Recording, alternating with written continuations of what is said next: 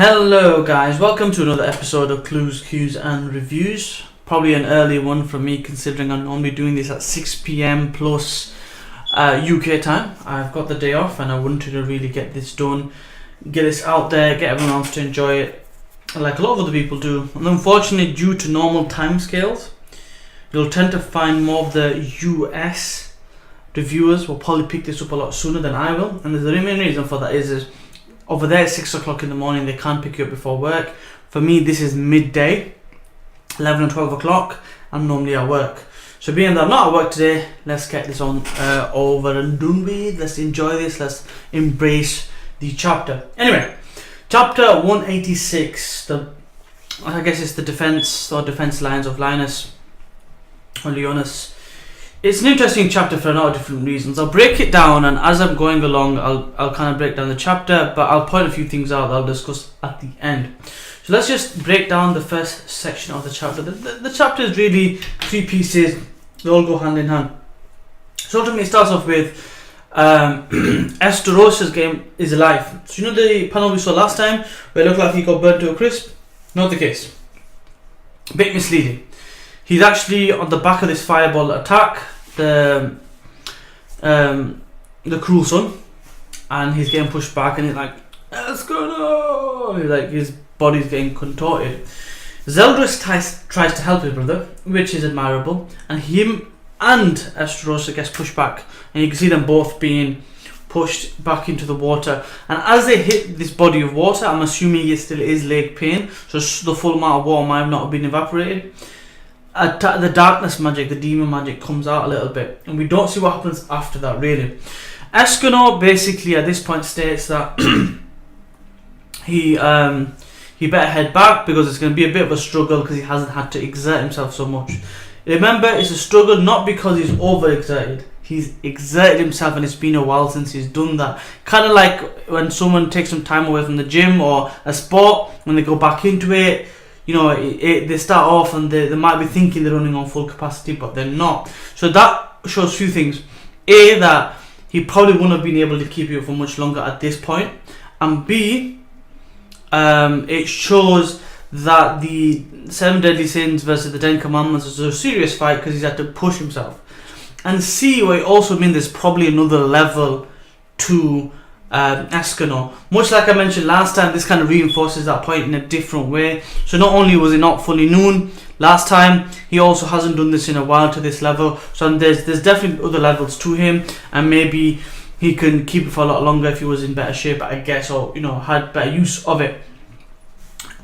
So at this point, it goes back to the castle where the original battle was taking place, and you get to see a bit of it. It's kind of like a squabble, I guess, between Hauser and Gilthunda. And I guess the idea really is about they know they can't fight, or can they now?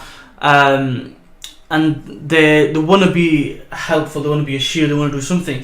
It's important to bear in mind that they don't know how the curse works. So it could be that they're mentioning this or they're stating this because they don't know if Estarossa is dead, that they basically can fight now. They don't know that the affliction comes off. Or could it be that at this moment in time, in terms of time scales, that they don't know they're taken care of, or it's not quite happened yet? That's possible. But it's also stated by Monspier, Grey Lord, and Deirdre, however the name is, Deirdre, right?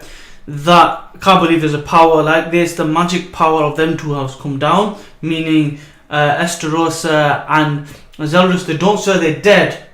They said the power has come down. So this could be that this is a hint that all the magic power that they had has been used up for barely survive, or they could be just dead. But it hasn't been confirmed. So although it looks like that, it seems like that, it might not be that. So bear that in mind. Okay. So the idea is let's save the townspeople. Let's get everyone together, and this is what the plan is for Dreyfus and Gilthunda. But they turn up. And then they start stabbing all the other townspeople. There's even one point where someone stabs Ban, and he's just stood there like he's getting speared in the back. And they're like, the commandments are like, you might as well give up now, blah blah blah blah. So basically, looks like it's one of the commandments, curses, or abilities. Which one I do not know. it could quite possibly be Dreyfus or one of the ones that we haven't really seen any confirmation for. So that happens, and then Denzel appears. For those who don't know, Denzel is the younger brother. Because to be fair, I had to go back and look. I knew they were related, I just couldn't remember how. And for some reason, Denzel reminded me of the dude from Skypiea Kingdom who was a former god. It reminded me of him. Just his design, I guess. So basically, he tells everyone to... Now, this part for me was cool. Now, basically what he does is he effectively says, look, you go take care of the king and the queen. Leave these lot to me. The chances aren't zero, they're a lot higher than that, and I'll show you. So we know that he's had some type of blessed swords in the past. He reveals one of them now, but we know he had two. He's only revealing one. Now what happens is the king basically says, my brother, you fool, type of thing. So he sees the future, he knows what's going to happen, and then he's about to reveal his sword. Now I'm not going to refer to the comic book side of this or the manga side of this, because the whole wording of the release was probably a bit too wordy for me to remember and write down, so bear with me. So he calls it the Rugitsu Yorirode Niro Basta, and he reveals the sword, and that Diaderi, whatever her name is, says there's something in the sword. Niwari Konihiri Okshu Kufu Kanuhiri Kenzu Ninku Nawari Mashitaito Miyukono, and apparently it's a random enchantment. Su Kitarashia Nirayoroshi Zangesa, and then he does a blood sacrifice, and he goes, manifest thyself, goddess. That in itself was cool as hell. Long ass enchantment, and like I said, it was so long that I couldn't even pronounce some of the words, so apologies there. The goddess turns up. For some reason it pisses that dear whatever her name is, right? The one with the combo star ability, that's how I remember her. And basically it's going to be a battle versus goddess versus demon, which is going to be cool. So the ending was a setup for another battle. There's a few implications of what may have happened here, and we need to kind of look at those. Number one, is Estarossa and Zeldris dead? It's going to be yes or no, right? If they are dead, where do they go? I think they're going to be where Meliodas is. Now, if they do go there, are they going to be there straight away? Or the time that we saw Meliodas was when he just died, so it could be that because a time span has happened, that he's a lot stronger now and he's able to deal with them there and then, or something else has happened. Now, if they're alive, they won't come back straight away because their magic powers will be reduced to nothing, so they're going to have to heal. They may heal straight away, or they may heal over a couple of days. We do not know, so bear that in mind. Now, in regards to Ban, because Ban was afflicted by Estarossa, if Estarossa is dead, he will now be able to fight. More than likely he could fight that. Now Monspierre or Grey Lord, depending on how Combo Stars fight happens with Denzel. Now, if they're not dead, he can't do shit, pretty much. So there is that to bear in mind. Also, the rest of them is pretty much more the same. If they're still afflicted, they can't do shit. And even if they weren't afflicted, they probably still won't be able to do shit. So that there is that. Aside from that, there's not much more storylines to tell really, because if they are dead, they're probably gonna go see the brother, and the brother's probably gonna kick their ass. And there is a possibility that he takes their abilities.